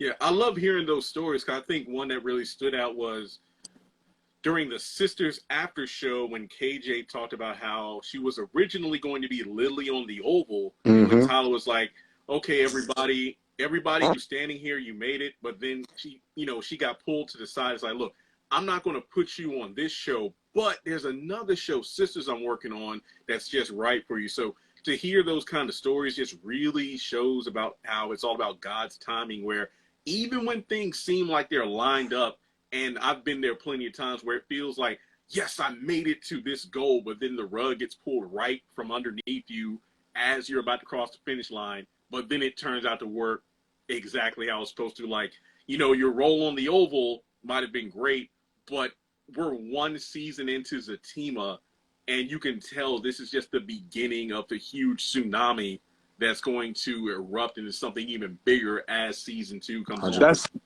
So I like the. That's a good point because I've auditioned for Sistas. I auditioned for Zach as the role of Zach, but clearly, yeah, that was back in 2019. I auditioned for the Oval, Yeah. and I auditioned for Jazz Man's Blues back in February of 2021 for Bayou, and I didn't get that. But then several months later, in November of 2021, I auditioned for Zatima, and within like 4 days, I found out. It was like a week. I found out I booked it, and a few days after that, I was in Atlanta getting ready for rehearsals. So, Going at it. like, At it. it's crazy, man. Like, what's meant for you is meant for you. That's why I went there. Like, that's how my new mentality is. Like, I'm auditioning. Same for Guyviaud. Like, I don't want nothing that's not gonna be bigger than Zatima. Because this is the crazy part. I've auditioned for several shows leading up to Zatima, post Zatima season 1, that have come out and have not done anything. You know, like there was that NBC show Endgame where like the FBI agents were like working with that criminal mastermind lady. Yeah. And I got real close and I got pinned for that. I was pinned for the FBI agents. And I didn't get it. That show got canceled after 1 season. And now they all back in the process. But me, I'm on Zatima, one of the biggest shows out right now. And you know, it's like we've already done season 2, and I'm pretty sure we'll get the word that that S3, you know, might be time to go back to work. Yeah. You know, so we'll see, man. We'll get the word. I mean, let's be honest here. We talked about the comic books, and I love it. When I do videos, I know I lose some people, and it's like, look, for the comic book fans, let me compare this particular Sistas moment to Batman or whatever. The only thing, and look, this is just me because I don't watch a lot of other shows like Power and whatnot. I might, hear about it, but when you say not doing a show that's not bigger than Zatima, the first thing that pops into my mind of a show that's bigger would be an MCU show. So will we end up seeing you on like Disney Plus or something like that? Because I feel like when people say bigger than my current project, that's like the top of the top. It's funny because you say that because DC, I've told Guyviaud this. My dream role is to play John Stewart, the Green Lantern. And DC film, underrated. They have just released that they're not going to do the Green Lantern Corp anymore. They're going to shift the focus to John Stewart's storyline. So I'm like, about to get back in the gym, get ready, man. I really want to be the Green Lantern. So, but yeah, that's I don't want nothing that's not bigger than Zatima. And that goes for, I can speak for Guyviaud too. Like, we don't want nothing that's gonna be bigger than this. Like, the whole point is to elevate, right? So I'm gonna just keep doing this and being great at this. And you already have the huge fan base of Sisters to piggyback off of. So like when you watch Sisters like tonight and you had the previews for Zatima, there are some people who still haven't watched it yet because they don't have BET Plus for whatever reason. Even though we promoted the whole $1 deal, like there's no excuse for you not to watch Zatima on BET Plus legitly to help with the views because of the 3-month deal for $1 each. But there's some people who will come around eventually. So I feel like there's always going to be a fresh audience because when that trailer dropped right before my birthday, all I saw were just constant, yo, look at this camera work. This looks a lot better than like the Oval, or this looks a lot better than even another Tyler Perry movie because it just felt like it was a step up. What, did you see a funny question? Yeah. Somebody said I gotta go for it to play that game 3 or 4. Yo, Shorty's hilarious, bro. Yo, what's this girl? From the Soul she is hilarious, bro. Like, no joke, she keeps me cracking up. She's the best. So you hilarious. You're a real one. I'm sorry. Sorry to cut you off, Jeremy. Yeah, sorry, Jeremy. I agree that like that was funny. I agree that like I think with this show though, I think Zatima's Zatima is no knock on anybody else, but it's gonna be the #1 Tyler Perry show coming out of Paramount Plus. I agree with that. What you said, like it feels like it is. So like to be at this level, right? Most actors there's different levels of an acting career. So I've because I've been grinding at this for like 11 years. So the way it works is you typically, an actor's dream is to audition during pilot season. There's 2 pilot seasons a year. There's one around like early in the year, and then there's one closer towards January, September. February, March. Yeah. Yep. The other one is like August, September, October. Now you want to audition for pilot season, and then you want to book a pilot. What happens is that pilot then can go to the network, and it might get picked up. If it gets picked up, you'll do 1 season of like 10 episodes, right? But then after that first season, there's still a chance that it may not go to a second, third, or fourth. You're constantly watching to see what's going to happen with the show. At Tyler Perry's world, Mr. Perry decides if he's going to keep a show going. He don't got no board of people. He got to sit there and say, guys, what do you think? Yeah. Like, and that's why sometimes things might seem a little chaotic, or it might seem like not everybody's on the same page. Because as soon as he says something, he's like, you know what? We're going to do this. And his word at Tyler Perry land is law. So it's like, law. Here's what it is. And then everybody starts to just work to make that happen. You know what I mean? You just see all the different people coming together like, okay, so once he likes the show and he greenlights it, you don't have that level of stress of like having to check numbers and hope it does well and X, Y to the Z. And then keep in mind that, like, sure, this show does have the Sistas audience when we first started, right? But Zatima isn't the first spin-off show to come from Sistas, but the reception for Zatima is a different level. You know what I'm saying? So, like, It's not only that we had a following, it's not only because if you look at all the different factors, kind of like you said in one of your videos, we didn't necessarily have the best rollout, but we have the best fans. So they showed out for us. Yep. You know, and the cast came together in promoting and pushing out and making sure that they recognize what we put in front of them, you know? Yep. That's a tremendous breakdown, and I love that because I've always said bruh was like the bastard child of the Tyler Perry shows on BET, because for some reason that is the only show without any social media. Bro was the only spinoff. Instagram page, no Twitter. Yeah, it was the first. It was the first spinoff. Bro was the first spinoff. Yeah. And when that came out, I thought that, okay, we're going to get the male equivalent of the show. And then you had Zatima, and I'm like, okay, now this is going to show this is the show that's going to get the treatment bruh should have gotten. But like you said, there were a lot of factors in terms of the promotion. And I remember talking with Cam about this. I'm like, yeah, it's interesting how Tyler is focusing a lot of his promo on a Jazzman's Blues. But I said, because people kept asking me, Jeremy, why is he only talking about a Jazzman's Blues? Why is he mentioning Zatima? And I said, well, it makes sense from the perspective of it's a Netflix film, and that's his like 30-year-old child, his 27-year-old script that he's wanted to make for so long. So it makes sense he would focus on that. And then I also said to Cam, I'm like, well, you know what? Based on the fans alone and the cast, I think this show's going to blow up. So Tyler's going to have 2 hits. Zatima, and then the very next morning you got Jazzman's Blues on Netflix, which based on my time as a reviewer, I don't like the word critic because it makes it sound like I'm just so critical of things, even though technically I am, but whatever.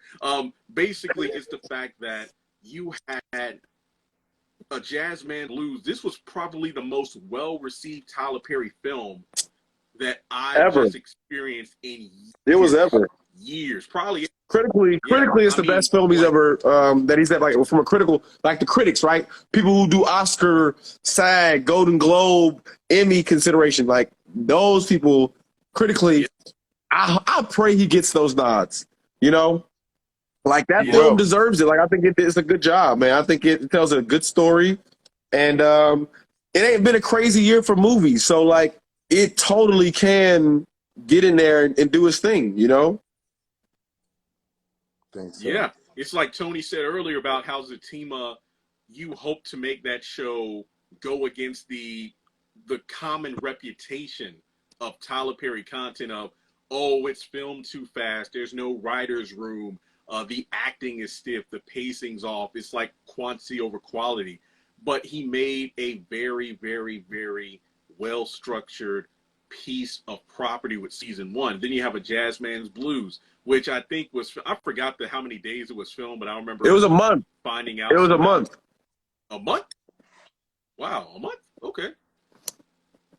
I forgot when it was filmed. But I know, yeah, I remember hearing that count, and I said I was stunned because I'm like, it took me aback when I compared to Fall from Grace, the Medea Halloween films, Family Funeral, Nobody's Blues. I mean, Nobody's Fool being like less than 10 days or something. Yeah. So to see him take his time to craft that film, I still hated the ending, but I loved how it was Me a too. film where I just watched it. I thought, I can tell Tyler really took that time, the care and attention to make his first script truly stand out. And not to mention the music, like as soon as they put the soundtrack on Spotify, that was on repeat for like 3 days. For me, it was that good. It was great. The music was great. But yo, my battery's about to die, and the way that my thing is set up, I can't Same charge here. it on it. It is 1 o'clock here. I did not look at the time. Oh, wow. Holy crap. It is 1 o'clock. Damn. Well, let me just say it's been a privilege to speak with you all on camera, not just through chat. Yeah. Thanks to everybody. I just appreciate you all for appreciating what I do, because I appreciate and love what you all do. So just shout out to the amazing cast and everybody behind Zatima. Folks, go watch it on BET Plus if you haven't, or if you have, tell your friends, tell family. Let's keep this show #1 so we can show Tyler Perry and everybody behind it. We want season 5, 6, 7, 8. Keep this show going. Any final thoughts before we close out? No, I just want to say, man, I appreciate the fans for rocking with us, the fans that are still on at 1 o'clock with us, supporting everybody that's seen the show. You don't understand how much we love and appreciate y'all, and we're going to keep making y'all proud and keep giving y'all something to be excited about and something to be entertained by. You won't always like some of our choices, but I promise you're going to love our show. Yeah, man. Piggyback off that, we wouldn't be here without you. We always say it, man. Like, you guys are the reasons why we here. You guys and that love for Zach and Fatima and that couple. But we also appreciate how you guys have embraced us, the friends of that make up the Zatima world. Because I'll tell you this, the show wouldn't be a hit if it was just about them, right? Like, if we didn't come do our thing, it'd be like, oh, okay, they could have stayed on Sistas. You know, like they could have stayed on Sistas. So, shout out to people like Guyviaud and Jasmine Brown and Daniela Roche and Zinga Imani, Remington Hoffman, who just came to work every day and laid it all out on the line to give these fans the best show we possibly could make. And, it's been a true honor, man, just to interact with these fans and interact with you and, like, immerse ourselves in this world, man. Like, it's truly, truly an unforgettable experience, and it's only going to get better. I'm telling you, it's only going to get better. So we appreciate you, Jeremy. That's what I'm talking about. Thanks. Oh, thank you.